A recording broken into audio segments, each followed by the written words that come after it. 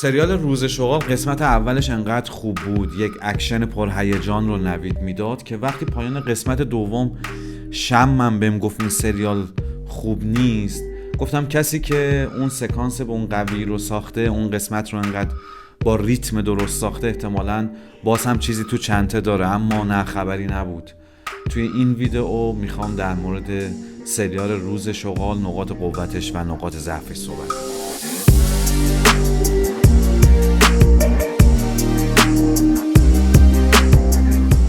سلام، به کانال سینما زیست خیلی خوش اومدید.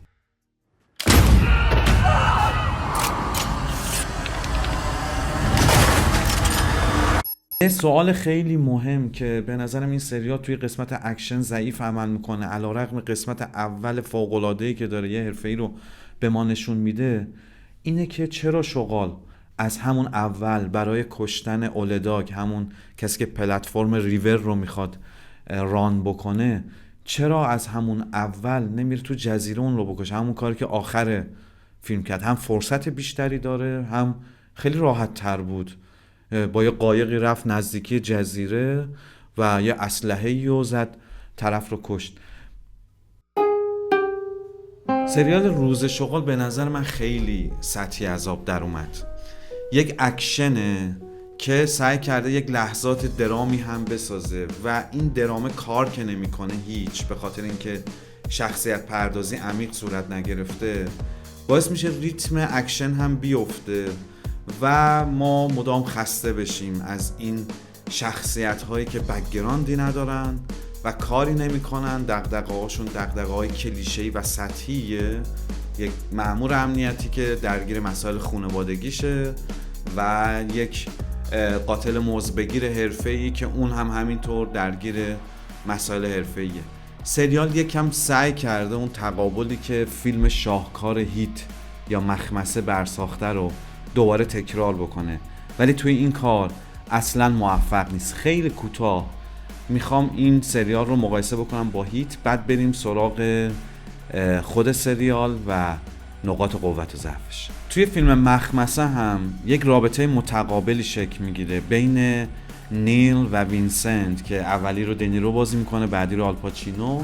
اینها دو طرف قانون وجود دارن، یکیشون مجرمه، یکیشون مأمور قانونه و نشون میده که زندگی شخصی اینها خیلی فرقی با هم نداره. حتی یک جاهایی نیل تو زندگی شخصیش محترمانه تر با بقیه برخورد میکنه. هر کدوم ابعاد اخلاقی خودشون رو دارن و این یک تقابل جالب برمیسازه که بین این دوتا یک احترامی هم وجود داره. حالا توی روز شغال هم یه همچین رابطه‌ای سعی کرده بسازه، اما چون کاراکترها یا بک‌گراند ندارن یا بک‌گراندشون انقدر بی ربطه به داستان اصلی و دچار تناقضه، این رابطه درست از آب در نمیاد. یعنی میخواد توی این سریال هم در مورد این صحبت بکنه که خب حالا یه مأمور قانونی داریم که اون هم بیگناه آدما رو میکشه، این هم که حالا قاتل موزبگیره. این تقابل اینجا درست شکل نمیگیره. پایان بندی هم که اصلا اینو یک سمت دیگه میبره و نمیدونم، به نظرم هر قسمت که گذشت سریال داشت به قهقرا میرفت و تو قسمت آخر که این به اوج خودش رسید. اما این تقابل توی روز شغال درست از آب در نمیاد، به خاطر اینکه بک‌گراند درستی واسه کاراکتراش نمیسازه. دغدغه ها همه سطحی هن. درگیری با خانواده برای مأمور امنیتی، اینور هم یک درگیری این که زنش نفهمه که این چه کار است و یک سری چیزهایی که خیلی هم ربطی پیدا نمی‌کنن. وقتی سراغ بک‌گراند میریم، این که این یک سرباز انگلیسی بوده، اصلا تناقض داره اون بک‌گرانده با کاری که الان داره میکنه. داستان‌ها تو هم نمیرن، پر از داستان‌هایی که بی نتیجه باقی میمونن که من در ادامه میخوام راجع به این صحبت بکنم که چرا روز شغال نتونسته این تقابل رو جذاب و جدی کنه. من توی ویدئویی که در مورد سریال دی ایجنسی ساختم میتونید یک نمونه خوب رو ببینید. اگر توی این فضاهای امنیتی ما بخوایم شخصیت پردازی های عمیقی داشته باشیم، داستان به چه سمتی خواهد رفت. لینکش رو میگذارم، میتونید برید و تماشا بکنید. خب سریال روز شغال سعی داره که به ما بگه دو طرف قانون خیلی با هم دیگه فرق ندارن، این طرف هم جرم و عمل بی اخلاقی صورت میگیره، اون طرف هم همینطور. اما چرا این برای ما واضح نمیشه، برای ما جا نمیفته یا حداقل جذاب نمیشه؟ اولیش به خاطر اینه که شخصیت ها ملموس نیستن، ما اون بعضی وقتا اونا رو نمیتونیم باور بکنیم. مثلا انتخاب بازیگر بیانکا رو دقت بکنید، نه بازی خوبی داره، نه میتونه اجرای خوبی از خودش برای ما به جا بگذاره. بچه فرم بدنش خیلی به یک مأمور امنیتی نمیخوره، یعنی فکر نمی کنی آدم بتونه خیلی سریع بدو کارهای عملیاتی متحیرانه از خودش نشون بده. بیشتر به یک کاراگاه میتونه بخوره که تو شاخه نظامی وارد نمیشه، صرفاً یک فرمانده هست، یک کسی که مغز متفکره. اما این که وارد عملیات‌های نظامی هم میشه باعث میشه ما باورش نکنیم. مسائلی هم که با خانواده‌اش داره خیلی سطحی و کلیشه‌ایه، یعنی یک شوهری که استاد دانشگاه، دخترش، و اینکه حالا پای اون کاری که میکنه به خونش هم باز میشه، چیزایی که ما بارها دیدیم و انتظار داریم حالا یک چیز نوعی به خوردمون داده بشه. ما در مورد شخصیت و درونیات این کاراکتر همینقدر میدونیم، اینکه بین کار و زندگیش نمیتونه تعادل برقرار بکنه، حالا یک مادر دائم الخمری هم داره، در همین حد چیزی بیشتر به ما گفته نمیشه. خب این میتونه کاراکتر یک فیلم جاسوسی باشه، هیچ اشکالی هم نداره، اما مثلا اینکه فیلم به همینقدر قانع نمیشه، اکشن رو متوقف میکنه. شما مثلا یه اکشن مثل جیسون بورن رو که میبینید که همش اکشنه، ما از 207 هم خیلی نمیدونیم، جیسون بورن هم همینطور، میگیم یه سربازه که آدم خوشفکریه، آدم عملیاتیه و خیلی خلاقانه میتونه عملیات رو پیش ببره.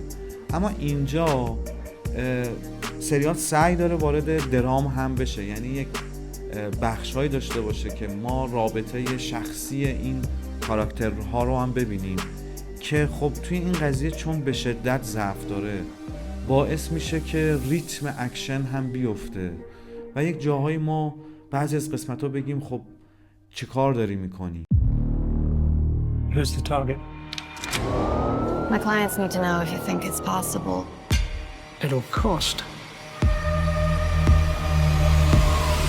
یا خود کاراکتر اصلی شغال، داگن، چارلز، یالم اسم داره، یه بک‌گراندی از افغانستان به ما نشون میده که به عنوان یک سرباز بریتانیا میره اونجا و حالا به خاطر که همرزماش یک عده غیر نظامی رو بیگناه میکشن، همه اونا رو میفرسته رو هوا، اینطوری تصور بر اینه که خودش هم از بین رفته و میتونه بدون هویت به کار خودش ادامه بده. اما این چه ربطی به داستان اصلی داره؟ این آدم حساسیه که غیر نظامی ها کشته نشن، چرا خودش این همه آدم ها رو بیگناه میکشه؟ حالا فرض بکنیم که دلیل داره به خاطر اینکه پول گرفته یکی رو بکشه، اما تو این راه همون قسمت اول میبینیم که اون نظافتچی بیگناه رو کشته، خودش رو شبیه اون در آورده و وارد اون سازمان میشه. یا اون مأمور حراست اون سالن کنسرت که میره و در آخرم بیگناه میکشدش.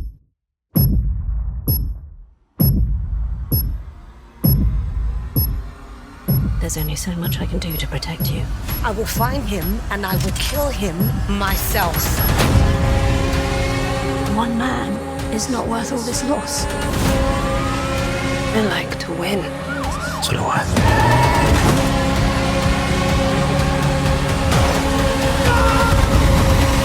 ما حتی در مورد دنیای اخلاقی کاراکتر اصلی شغال چیزی نمیدونیم. فقط 2 تا دیالوگ خیلی ساده و به نظر من احمقانه گفته میشه که میگه که یکی زنش ازش میپرسه، میگه همه این کارهایی که میکنی میارزه؟ میگه قبلا میارزه. خب قبلا چی بوده که میارزیده؟ الان چی هست که نمیارزه؟ چرا سریال اینها رو به ما نشون نمیده؟ یا مثلا وقتی اون جوونی که تو بوداپست گروگان میگیره که پشت فرمون بشینه، بهش میگه تو قیافت به آدم خوبا میخوره، یهو این آدم دگرگون میشه. خب یعنی بعد از این همه سال هنوز نتونسته مسئله اخلاقیش رو با خودش حل بکنه. یا اون پیرمرد پیرزنه وقتی سوار اون کاراوانش اونا میشه، بهش میگه که پیرمرده که تو که میگی پدر مادرت خوب بودن چرا خودت انقدر عوضی از آب در اومدی. و این حرف انگار شغال رو تکون میده برای لحظاتی. یا قسمت آخر که همه چیز دیگه در اوج ابهام قرار میگیره و اون اینه که همسر شغال چرا تصمیم میگیره یهو بره، چه لحظه‌ای باعث میشه که اون تصمیمش رو عوض بکنه، یه تصمیم مهم میخواد بگیره دیگه، اون پرداختش کجاست. یا اگر فیلم مخمسه رو مثال زدیم، ما این تقابل رو توی اون سکانس درخشان رستوران میبینیم که اینها مقابل هم میشینن و با هم صحبت میکنن. این رویارویی توی قسمت آخر به شکل خیلی بدی صورت گرفته. بیانکا براش یک عذاب وجدانی گذاشته سریال که حالا موجب مرگ 2-3 نفر بیگناه میشه و این گاهی میاد یه قلقلکی میده، یه عذابی میده ولی این دوباره به کارش ادامه میده و بعد تو این تقابل نهایی میگه من اومدم اینجا که برنده بشم. خب شغالم میگه من اومدم برنده بشم و راحت میکشدش. انقدر رو آخه توی قسمت‌های اکشن ماجرا هم که به نظرم یک جاهای هندیوازی داره، سطحی با قضیه برخورد کرده. یک سالن کنسرتی که قراره یک رویداد مهم و امنیتی روش برگزار بشه و خب این راحت میره، دوربین نداره اینجا، براش دوربین نمیگذارن که این راحت درا رو باز نکنه و وارد بخش تأسیسات اونجا بشه و بعد زمانی که از اون تأسیسات میره اون پشت دوربین نذاشتن و یه سری خطوط داستانی فرعی دیگه که بلا تکلیف توی سریال میمونن و باعث میشن که این سریال تبدیل به یک سریال متوسط رو به پایین باشه به نظر من. علیرغم قسمت اول که داره یه قسمت پرهیجان رو به ما نشون میده، تا آخر سریال همینطور سقوط میکنه و در قسمت پایانی به نظر من با مخ به زمین میخوره. من این سریال رو باید همون قسمت دوم رها میکردم. هی فکر کردم که کسی که اون قسمت اول رو به اون خوبی ساخته حتما باز هم چیزی تو چنته داره، اما نه، اشتباه کردم و آره کاش این سریال رو نمیدونم. همین الان سریال دی ایجنسی داره پخش میشه. توصیه میکنم اگر دنبال یک جایگزین هستین، اگر شما هم از دیدن این سریال سرخورده شدین، اون سریال رو تماشا بکنین. فرم سریال فوق‌العاده است، حواسش هست چی میخواد از سریال و به نظر من تماشاش میتونه براتون جذاب باشه. شما هم نظرتون رو با من در میون بگذارین، موافقین با من یا نه؟ من از شما چیزی یاد میگیرم و باعث میشه که روندم رو بتونم اصلاح بکنم. تا ویدیوهای بعد، خداحافظ.